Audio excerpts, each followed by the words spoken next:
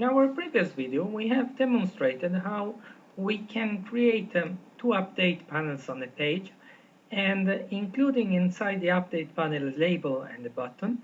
On click event of the button of the first update panel, only the first update panel is updated, and neither the label, which is loaded on page load, or the label which is inside update panel 2 is updated.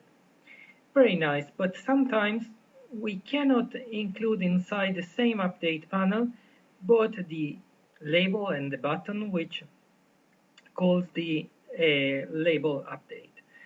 So let's imagine that the button that we want to use to update the panel is outside the update panel. What happens?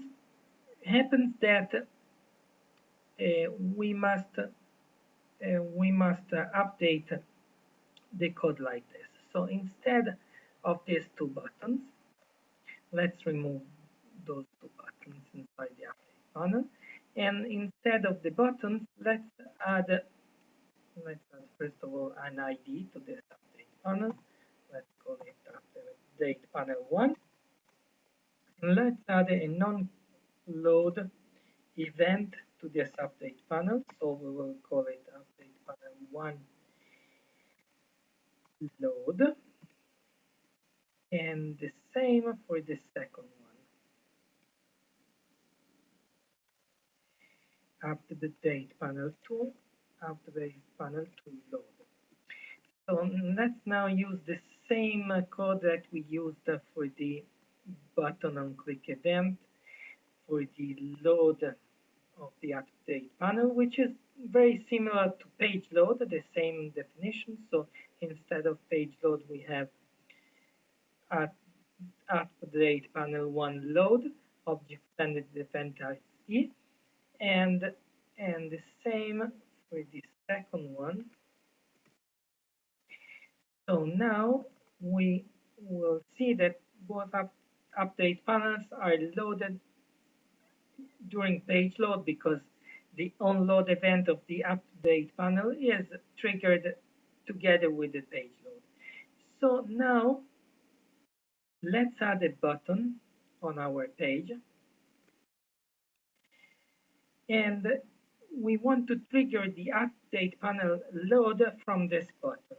So what we can do is add a button, and let's call update panel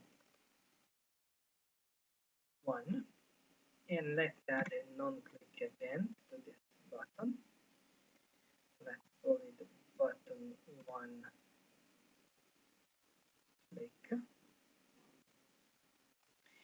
Okay, so now let's go to our code behind, and let's try to protect it. Void button 1 click object render events RE. Sorry. And now let's say we want to update panel 1. So let's say update panel 1 dot update. And let's see what happens.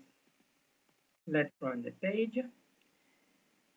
And let's click the button, and we get an error which says the update panel method can only be called on when update mode is set to conditional. What does it mean, this conditional?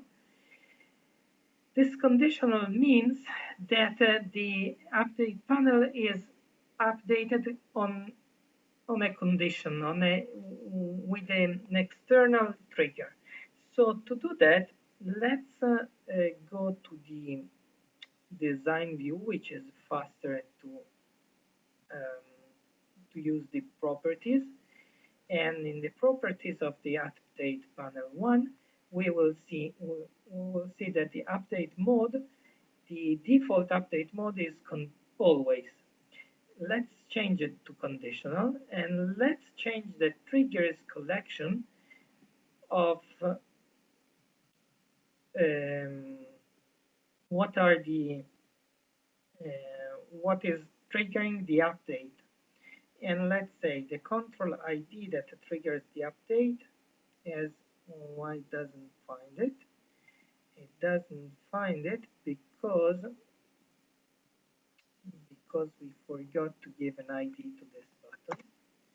ID equal to button 1.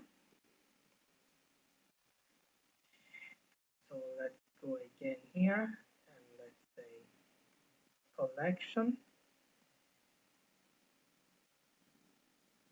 add async postback, control ID button 1. Now we find it and on click event. Okay. Now what we see in the source code that has changed, it has added for us the triggers, and it has said that the control ID button 1 on click will trigger the update panel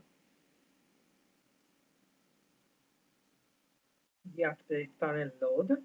So let's go to our solution explorer. Let's view in browser and let's see what happens. Exactly what we wanted.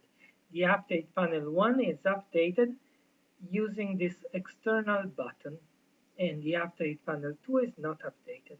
We could have done the same on the update panel 2, and so we would have achieved the possibility to update those panels conditionally on click of an external button. Thank you for watching.